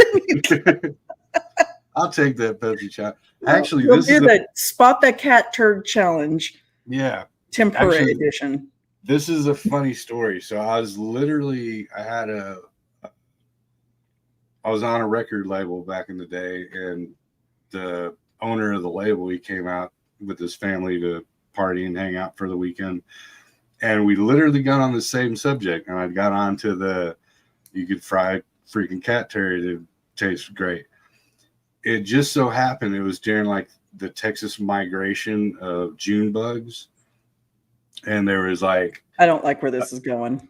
There was a ton of June bugs. Like, and he was like, I've never seen nothing like it because he's from San Antonio. And I guess they don't really go that far down. I guess not. They're sure up here. I can tell you that. Yeah. And I was like, all right, bet. And yeah, it went down. Fried June bugs. And they were delicious. They tasted like peanuts, like salted peanuts. They threw them in the fryer live off. Okay, so yeah, I imagine that June bug would have a nutty flavor. They look like they're for anybody who's never seen a June bug, they're about this big. They're stout little bastards. They've got legs that will stick to anything. I swear to God, they'd stick to Teflon. Yeah. They're creepy. I hate it when they touch your, oh God. Yeah. Again, there's that face I'm making, that face. Yeah, I don't like them, but they do look like they would have a nutty They piquant do. aftertaste. Yeah. Yeah, they do. It tastes like freaking almonds with salt on them. But yeah, but they, wow, I was actually going to say it, but they're horrible drivers. I was going to go with some identifications of horrible drivers, which included genders and which you would reach to the screen and smack me around for it. But They suck when they yeah, get in your hair. or anywhere in the house, and they're all they hit walls and Oh, you hear them hit your screen door like from across the house. They are stout. When I say they are stout, those are some stout little bugs. The only thing, okay, so June bugs creep me out. You know what else? Have you ever seen a Jerusalem cricket? A potato bug? They look like crickets on steroids. Oh, the big giant crickets. No, they're not giant crickets. They look like weightlifting crickets. Weightlifting. I'm not even kidding. They're like Arnold Schwarzenegger crickets. I'm not even kidding. Hold on. I'm pulling it up and I'm gonna share the photo. I've seen the giant crickets, and I've one time when I was a young kid, I mean it's happened more than that, but the worst one, I was up in Temple, Texas, and it was like a freaking migration of them, and they were like I remember driving down the road with my aunt, and you're just like crunching through them. Like it was the road. You couldn't even see the lines in the road. It was probably like 6 inches thick. Oh my grasshoppers and yeah. No. Yeah. Yeah, they were like up on the windows, up to the windows of the gas station. Like pull up to the gas station, they're as high as the freaking window. And I was like, dude, this is like some biblical. No, I'm good. Yeah. So I was reading, or I saw a video somewhere. Anyway, there's about to be a tarantula mass migration. Yes, I can't wait. No, they need to go back to hell where they belong. And there's going to be a horny toad. They're coming back. I ain't worried about horny toads. I am worried about tarantulas. Toads don't bother me. I have toads all around my garden. I don't care. Tarantulas, no. I mean, to quote South Park, you go to hell. You go to hell and you die. No, I don't mind tarantulas. Jen, oh, dude, she'd probably fall out. Yeah, we're on the same page then. But I don't mind them. They used to. So I had a little trail in my property, and I remember one year there was this one dude. He had a hole like at the end of the trail, and he'd just pop up out of the hole and be like, hey, back up, back him up. And I'd be like, what's up, bro? He's like, hey. That's a hard pass. I just thought he was a cool dude. For Monica. Hard pass. Hold on, I'm trying to find my ticker. What from Rockies called water beetles? There's my ticker. Yay. Okay. I don't know about water beetles. We got water roaches here in Texas. Yeah, water beetles I'm not familiar with. Yeah, I'm not either. But we do have water roaches that fly. That's when you go from I'm going to smack that roach to good God. You're running out the house because it started flying at you instead of trying to run away from you. So, okay, where are these stupid? Sorry, y'all. No, you're good. I am trying to get this photo. I have. Okay, so potato bugs. Hopefully this works. I think I did this right. Potato. That's a potato bug. Oh, yeah. That's a Jerusalem cricket. F that. Yeah. No. You can see their little mandibles like. They look like freaking like they're ripped. They're crickets on steroids. I'm not even kidding. And that thing's like 3 inches long. They're huge, 4 inches long. They're gigantic. Terrified me as a child. No. We will pump you up. Yeah. Do you have a pest problem? All right. You run up on me like, what are you going to do? And what? That inspires. I would lose my mind. Start throwing gang signs at you. Sup, son? He's crip walking in my house.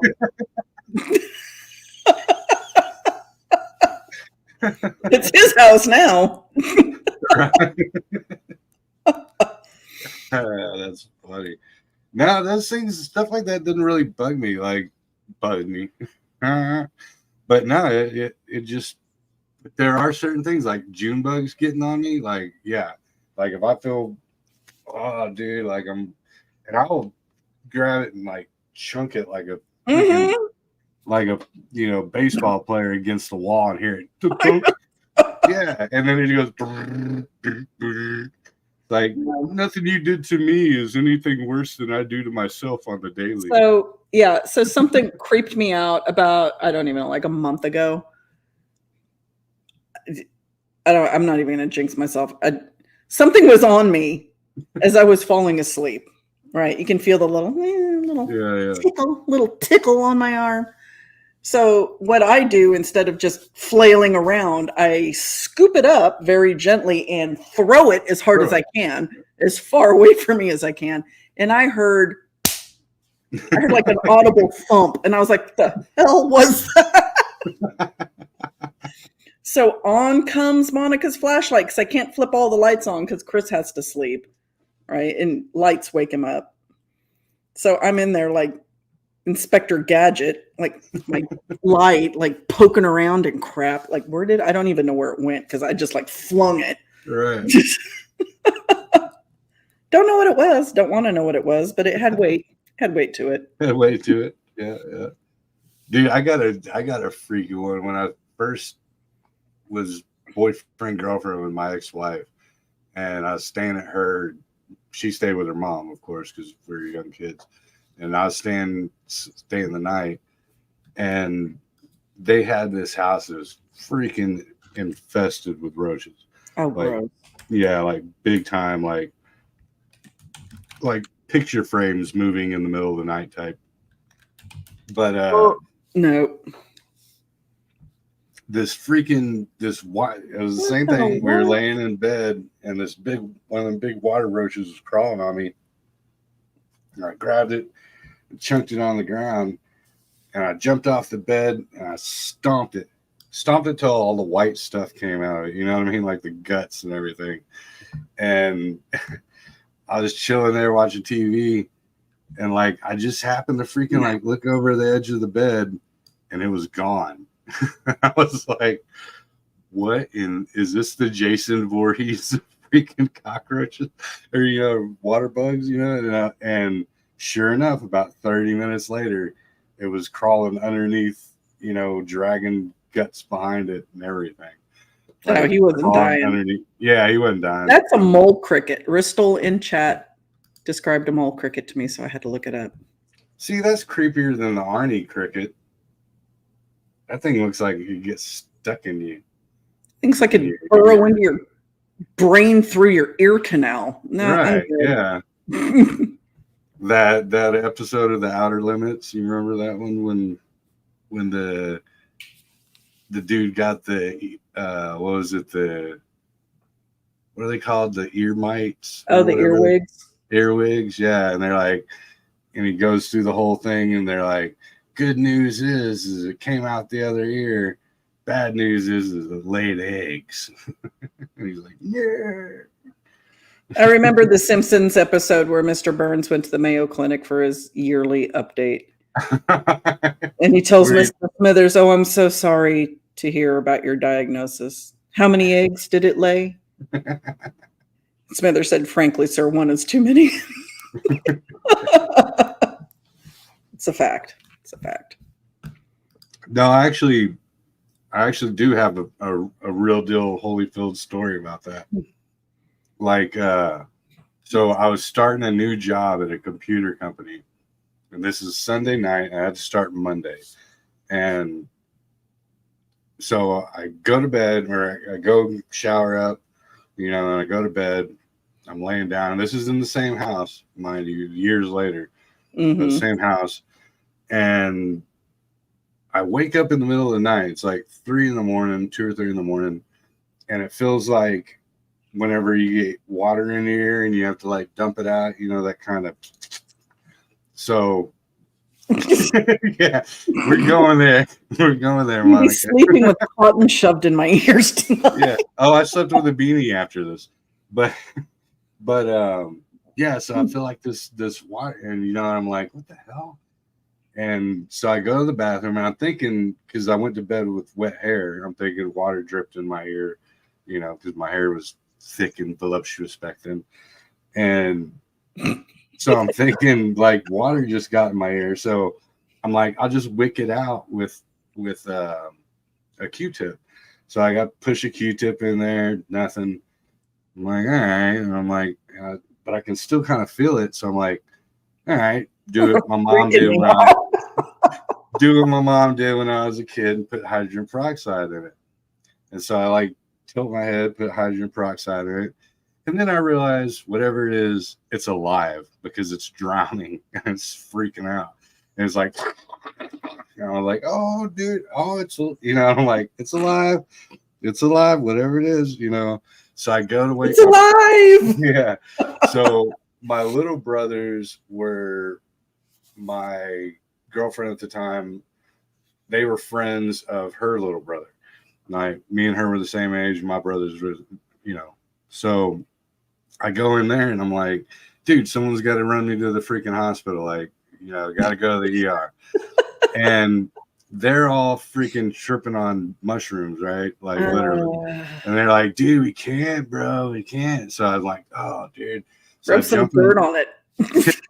So I jump in my Camaro, and I got it pegged. I'm doing probably like 120, 130 down the freaking highway, because we live probably about 40 minutes away from the city, back then. And so I'm just hauling ass, and it's freaking out the whole time. So I start talking to it, and I'm like, hey, calm down, man. We're going to get you out of there. We're using your soothing voice.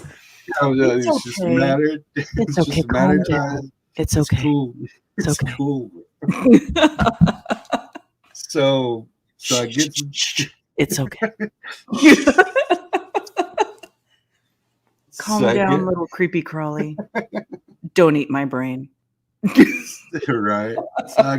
So I get there, and the main administrating nurse or whatever, she knew me because I'd been there multiple times for multiple things. But she's like, oh, hey, Mr. Breezy, and I'm like, dude, I think I got something in a bug in my ear. And she's like, oh, okay, whatever.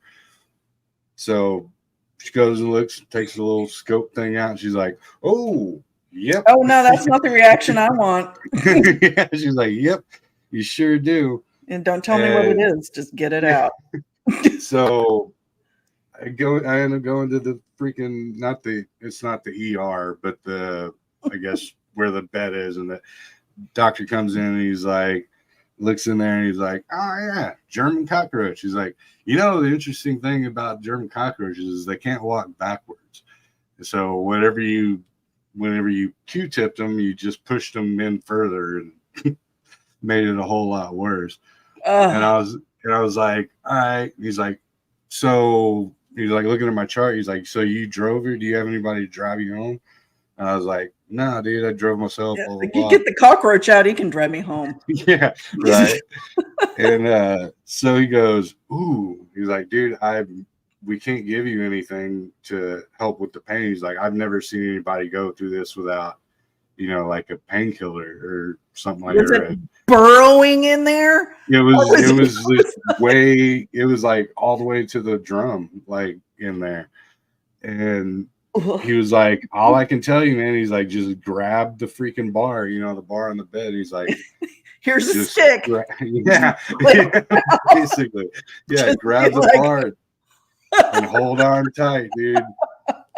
And like that point where a Q-tip hurts. I mean, I don't know about actual size because I'm like sitting on my side, or laying on my side, but it goes past that, like way past that, to where it's like just horrific pain. I'm like, I'm like gritting my teeth.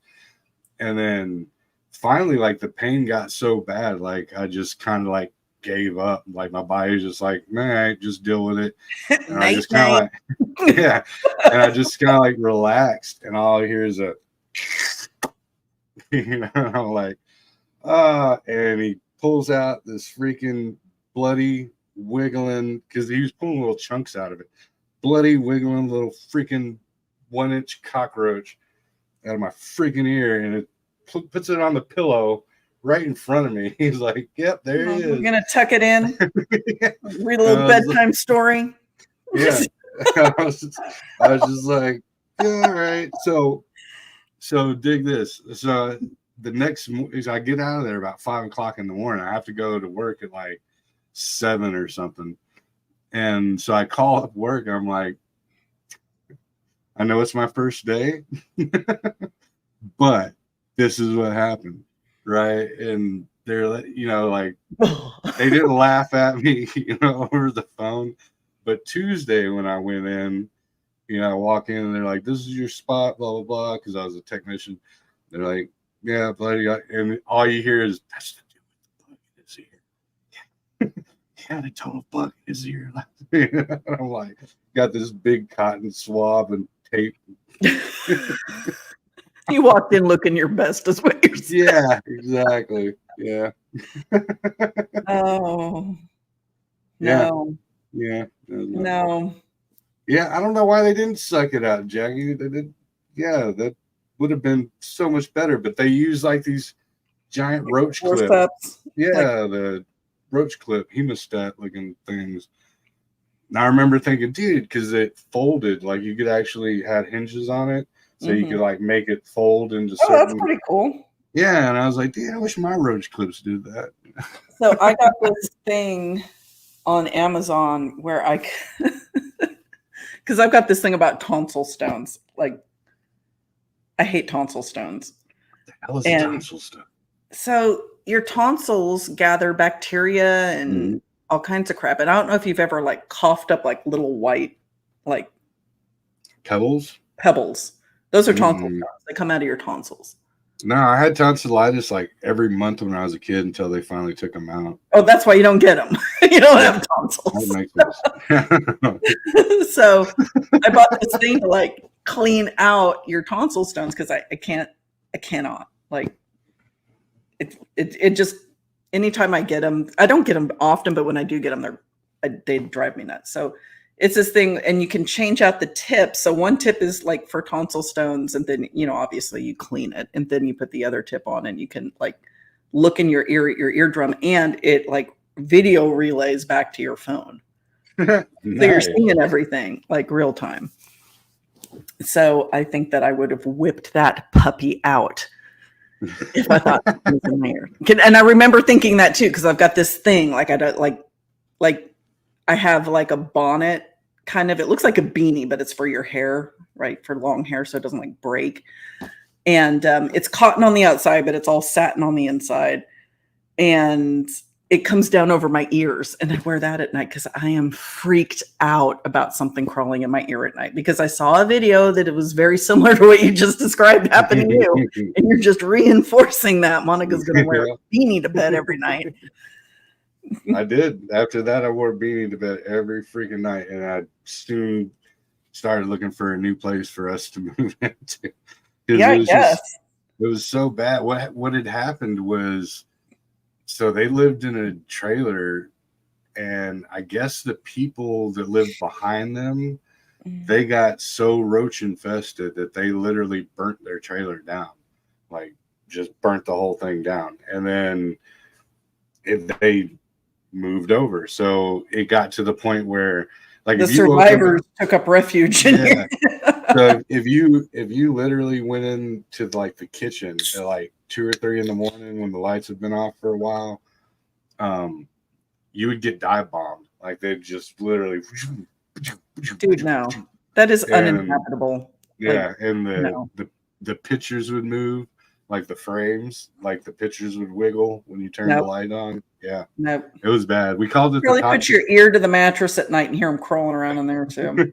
Yeah. Well, see, the room that we had, like, I rebuilt the whole room, like floor and everything, and like kept pretty much 90% of it out, and so the rest of the house was literally the toxic waste barrel. And but No. our room was nice and clean, had brand new linoleum, and didn't have any of the same issues. But I guess the one that got through. But yeah. He was a fighter. He was a fighter right up to the end. Yeah, he's like, I'm going to take on the big guy. We shall like at take the our end of like, territory. what's the name of that turtle monster you have to fight at the end of Mario Brothers? Yeah, dang it! I just watched the freaking movie. I should know this. You know what I'm talking about. Yeah. You gotta fight him. Oh my god. I don't know how we started off talking about Bohemian Grove and then we talked about fucking bugs in your ears. Dude, that's how Bowser. No, that's how we roll. You know how we do it. I know how we do it. So the night gallery that I remember, I know you were talking about the earwig one. That was, and I don't know if was it was night gallery or outer limits or Twilight. Twilight Zone. Or Twilight Zone. I don't remember which of the three it was, but it was a toupee that was actually an alien, and when guys would put it on their head, it would attach That was to Outer them. Limits. Was that outer limits? That was Outer Limits, yeah. Dude, it's weird watching those. And we're gonna get into this. That reminds me, me and you both gotta get the details of the Labor Day showdown. Get the times and the guests going. But it's weird how those work, because like when you think of Twilight Zone, you think of like almost like horror, but there's really no horror in it. It's all sci-fi. No, it's all science fiction, 100%. Right. And then Night Gallery was a little more horror. Night Gallery had a little bit more horror, but Alfred Hitchcock in the 50s, the Alfred Hitchcock show was nothing but murder and horror. Like it was Alfred Hitchcock Presents. Yeah. It was crazy, And then I remember, had Outer Limits. Yeah, that in, oh gosh, what was the one? The Dark Side. Oh, Tales from the Dark Side? Tales from the Dark Side. And then there was the Red Room, or the Dark Room. The Dark Room. Yeah. Not the Red Room. Well, there was that one time. Yeah. But if that's kind of the way I do it, is like if it's in color, then it was either Night Gallery or the early 80s Outer Limits. Mm-hmm. But if it's black and white, then it was either original Outer Limits or Twilight Zone. And if it was murder, it was Alfred Hitchcock. Because there wasn't any murder. Because I own the entire collection of. Do you remember Amazing? I think it was Amazing Stories. Yeah. That was good. That was a good one. So anybody who's left listening, Joe and I are doing a Labor Day show over on his channel, over on the Breezy. And it's going to be a daytime show since I think most of us have it off. And we're going to be doing 80s horror movies. And we're going to have people chime in with us. So we're going to allow like we'll allow it. We're going to have some people like from chat on. So if you are interested in hopping on for a little while with Joe and I Monday afternoon, rather than everybody trying to crowd the screen, because when we did it last time on Texas Front Porch, it really just drove me absolutely up the wall. Right. So we'll do like a couple at a time, like in shifts, like 20 minutes here or 30 minutes, whatever Joe wants to set up. Yeah. So y'all hop on over to the Breezy Speakeasy and hit Joe up and get a little time slot going on there so that we can schedule you guys and we can get your contact info and send you a link. And it's going to be people that we know in chat, because we're not going to let randos get on there. I think I learned my lesson with that, and I'm not going to let Joe make that mistake. So no, if we know you, then you've got a good, like if you're in the chats and you're a regular, yeah, then it'll probably happen. If I don't know you from Shinola, then yeah. But yeah, so I'm trying to pull. I think I got 2 of them. I'm trying to pull one of the dudes that I got. He's an actual horror film maker. He does like the script, production, director, whole 9 yards. And he's an absolute freaking horror trivia nerd. And I got another buddy out of Houston who is the same. Like I'm good with horror movies, and I'm good with, but whenever you get into, real finite details, and you're like, well, the co-producer on that was. Yeah, I couldn't tell you the names of the actors on most of them. I can tell you the plot and the movie, but I can't tell you the actors' names or any of that. Right. See, yeah, I'm like, I could probably tell you maybe the Scream Queen, but I couldn't maybe be like really well known. Yeah. Yeah. Like I'll be like, oh yeah, Heather Langenkamp or whatever, but I'm not going to be like, the co-producer of that was blah blah blah, who ended up doing blah blah blah, and do like the 6 degrees of separation. That's just not. But these dudes, they're like that. They'll be like, oh yeah, because when we do events out at the gas station, we always end up getting toasted at night and drinking, and we'll pop out the horror trivia. And these guys are like, they're just killers with it. I'm like, I'm not even in your lane. There's no way. So on your end, Monica, if you want to reach out to, like BMR or Tex from Tex Front Porch, or, the content creators, then yeah, you got that in, and I'll take the horror movie folk in, and we can kind of meet in the middle. I'm trying to link your there in chat. I just linked Joe's channel, so you guys can hop on over there. Right on. I appreciate that, because I am too. Yeah, I'm like, dude. Yeah. You hear me? But yeah, so we'll get the time figured out, and it's going to be a day drinking show too. So we're going to have fun, and so Monica's got to stock up on her. It'll take like 3 drinks. It's not going to be much. Let's be real. Monica doesn't drink very often, so you grab your Zimas. Let me put I'm a cheap date. You get your Zimas, and I'll get my Mad Dog. Zima! Oh my God. So I think I can do better than Zima. I'd be actually impressed if you could find some. Like, have your Zima. Specs has one somewhere deep back in the freezer somewhere. Right. Yeah. Have a Zima and then some Jolt Colas. Zima night.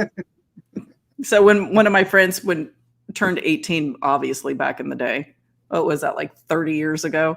So my friend turned 21 30 years ago. She went out and got just hammered on Zimas.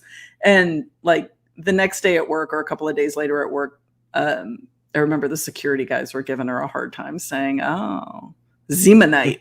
How was Zima night? Zay. That's Zima. Zay. Now, I remember one time me and my uncle he brought over like a case of Zimas. I was probably like 16 or something. And he's like, come on, man, we're going to drink some Zimas, go cruising. and not to,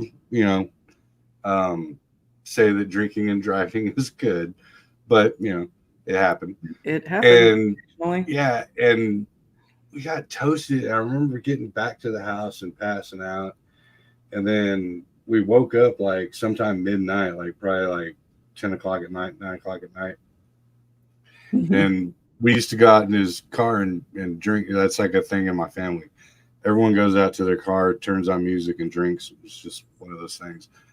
And we look in the back seat, and there's all these freaking like stop signs and road signs and like the curve sign, like the yellow truck. Hell yeah. Yeah, they're like all over take there. it. Yeah, we're like, dude, do you remember that? He's I'm like, not above stealing a sign off the side of the road. He was like, I remember the first one, but after that, no. I was like, me neither. Listen, there's a Rollins Street somewhere in Dallas that I am itching to like take a baseball bat to. I want the sign. But it's it's in a pretty prominent area. Like I'd have a hard time like being sneaky on that one. No, that's just when you run it over with your car and then throw it in the back. Well, I like my car. Like it's on a pole.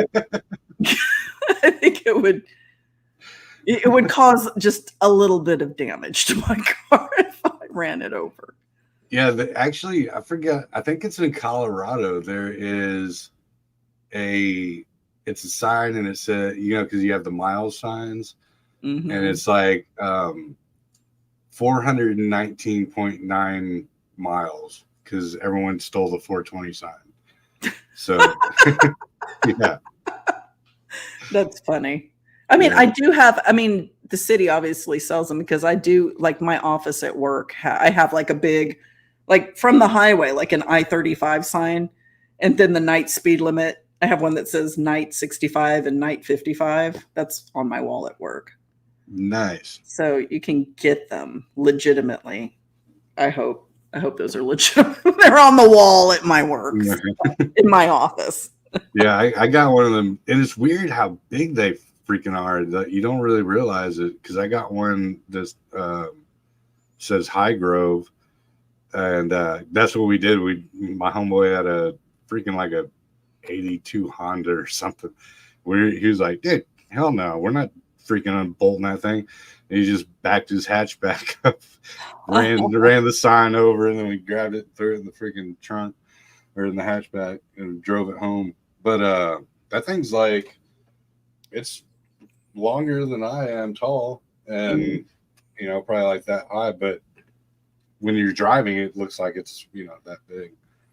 My father, it was my dad or my grandparents, one of them. I think it was my grandparents. I'm pretty sure my dad is the one that, my dad who taught me how to vandalize cars. In the back of my grandparents in the backyard, there was a street sign for Frank Street, and it had the cross street too. So it was Frank and something else. And it still had like this cement base. Yeah. I'm pretty sure I don't want to know how my dad came across that one. That's awesome. Yeah. Yeah. We went from Bohemian Grove to stealing street signs. Stealing street signs. So if anybody's in Dallas and they want to get me the Rollins sign, I wouldn't be sad. Legally. Next time I'm there, just feed me like 6 Zimas and I got you. 6 Zimas. Dude, I know how much you drink. I think it'd take more than 6 Zimas to get you to. No, that's just how much you would convince me to just go, all right, let's do it. But it really, I wouldn't be toasted. I'd be like, I better get them before I get heartburn. These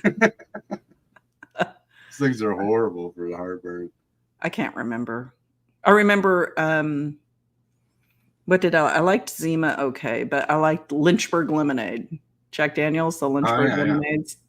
Yeah. I like those. I like Angry Orchard, the crisp apple ciders.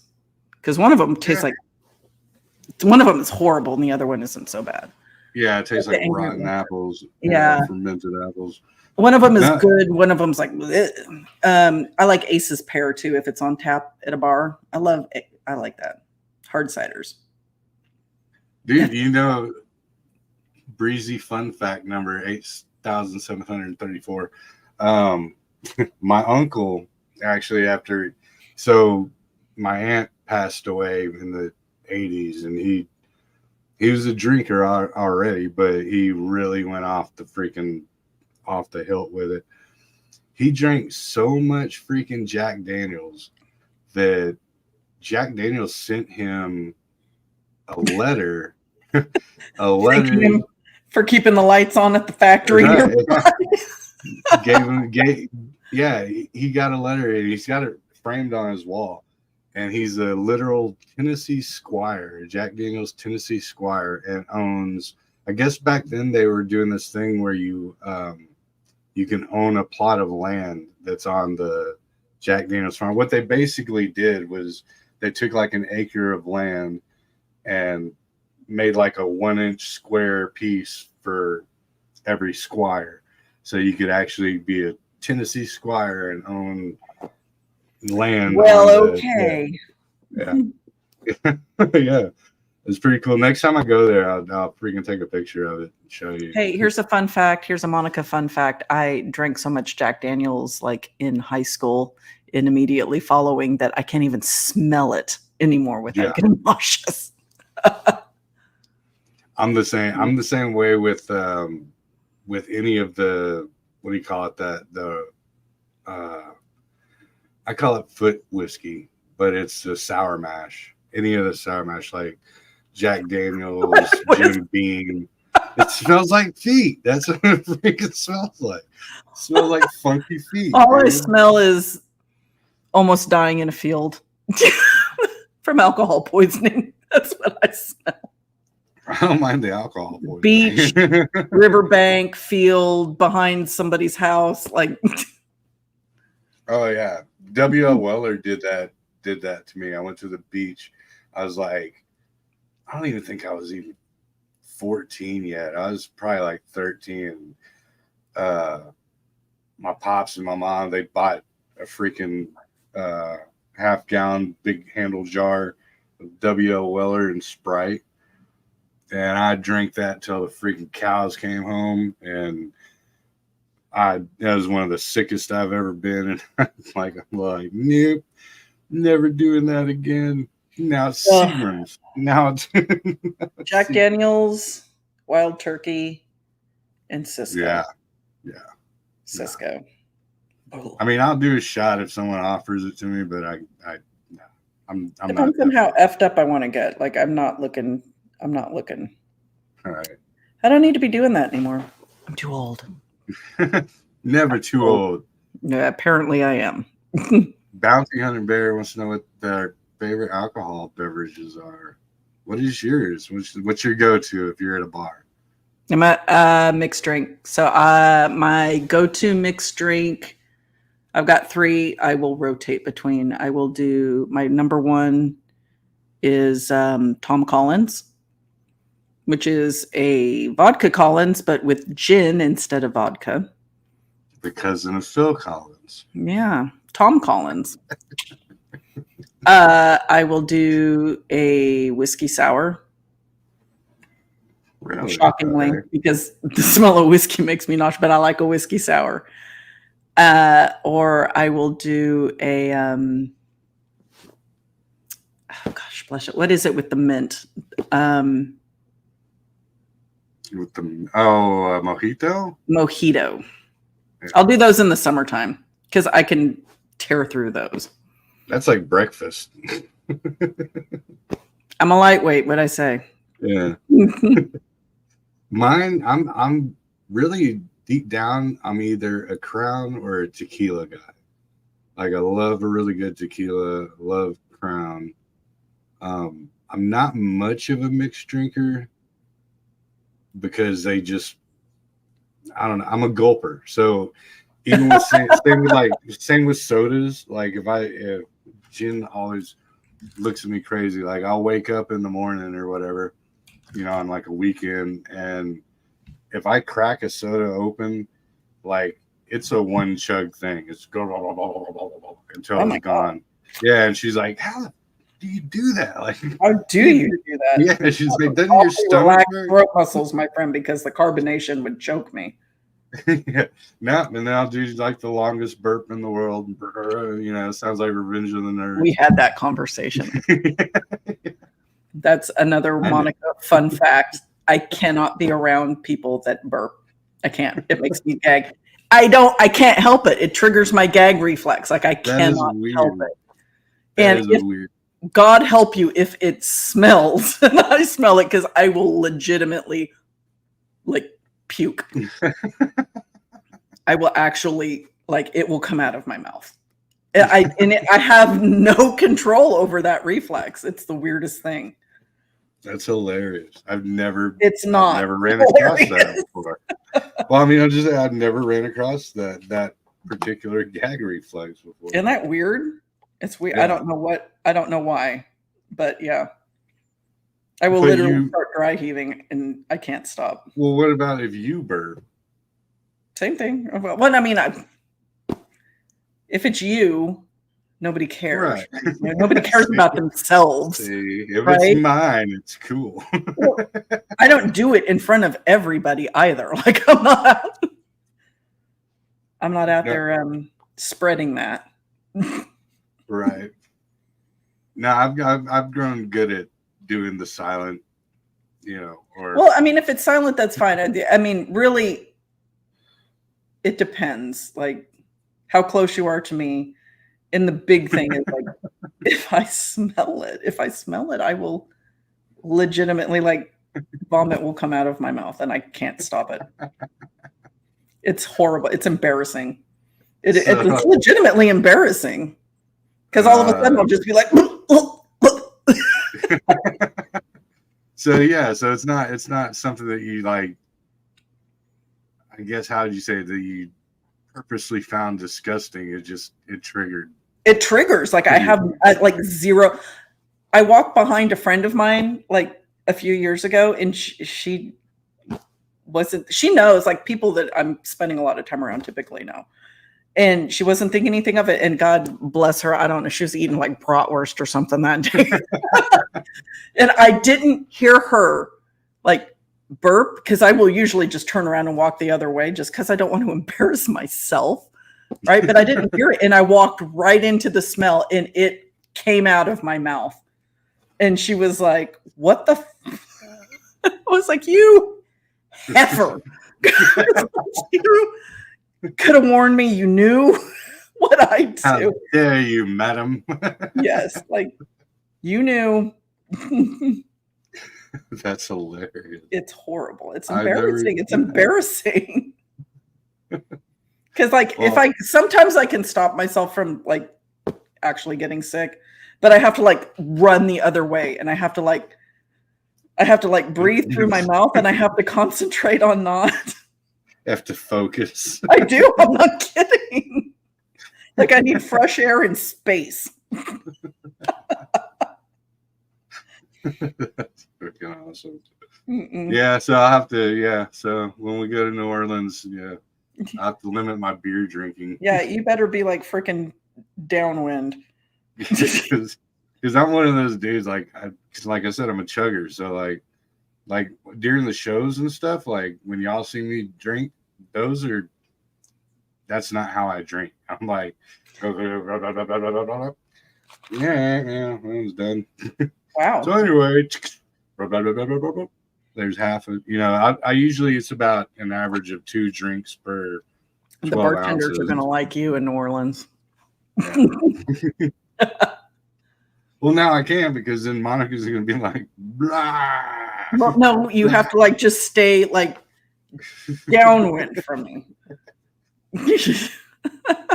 But even hearing it triggers you, right?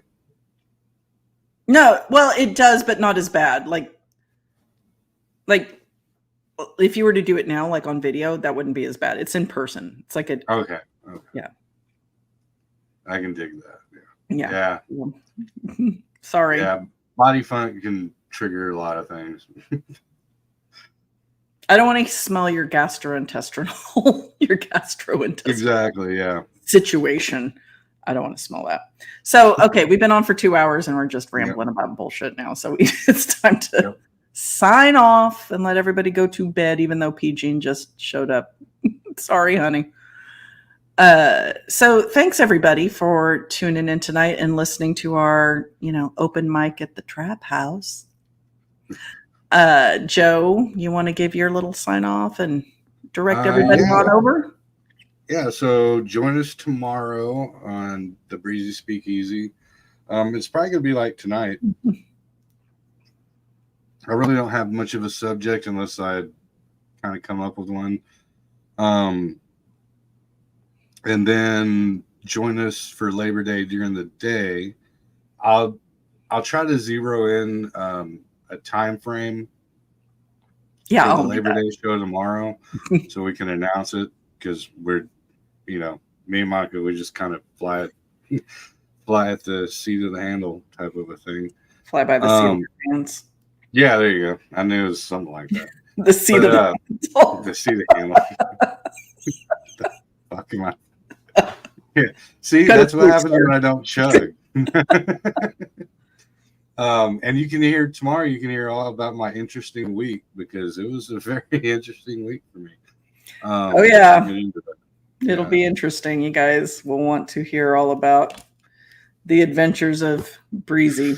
Yeah, the Breezy adventures of last week that felt like a month because I shifted timelines.